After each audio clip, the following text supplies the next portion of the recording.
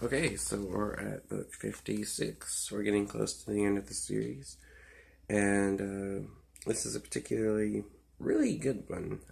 This is The Curse of Camp Cold Lake. It's a great cover. This is a really good one, and it's one that's really overlooked. It's a ghost story, which is very common territory for this series, but it's an exceptionally well written one with a surprising amount of depth, and there's actually a lot of solemnity to it. It doesn't feel gimmicky or hokey like almost every other book in the series. This one has some actual kind of coldness and an eeriness to it, which is honestly not felt in any other book in the series.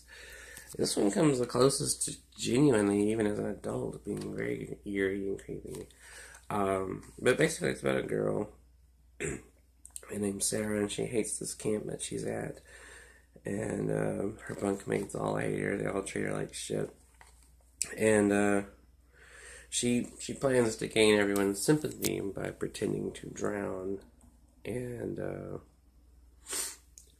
when she does, like, she comes out and, like, everything's completely different from when she goes into the lake. The camp is empty, it's cold and overcast and wintry. And it's very strongly hinted at without actually coming out saying that she's kind of in this in-between state of life and death. She does come out of that and is back into reality, or at least living after that part. And not to spoil anything, but she does realize there is in fact a real ghost at the camp with her, who is terrorizing her. It's very interesting. Like, there's actually a good twist at the end. The atmosphere is actually very cold and dark. There's a lot of seriousness to this one. There's a lot of maturity to it that the rest of the series doesn't have. The rest of the series is more just kind of fun and adventurous, or it's goofy, and even if it has some dark themes, they play it off in a very kid-friendly way. This one, while still being appropriate for young readers, is still the most mature and surprisingly deep one. And honestly, as an adult reader, it kind of transcends the rest of the books. It feels almost like adult fiction.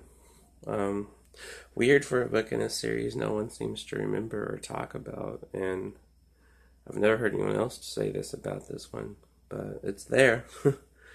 But yeah, this would actually be in my top 5, honestly, for the series.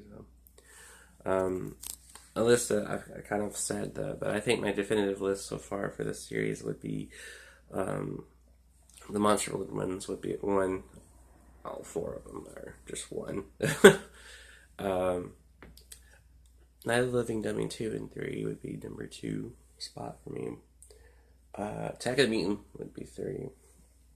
I would put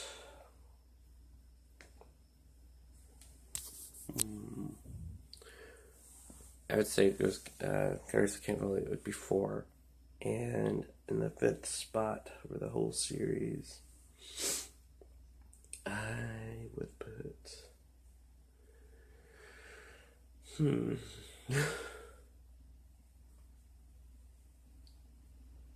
Sorry, I'm just looking at all my Goosebumps books over here. I would kind of probably have to put Don't Go to Sleep in the 5th spot, because that's a pretty interesting one and it's really different. But yeah, those are my top 5 favorite Goosebumps books, and Curse of Camp Cold Lake definitely well deserved its place. If you're reading the series, definitely check this one out. It's not hard to find online. You could buy a pretty cheap copy for it on eBay, and it is well worth the money, because even if you don't like Goosebumps, this one is actually just on its own a really good book. So that's all I got to say about that one. I'll be back with the next one soon. Later.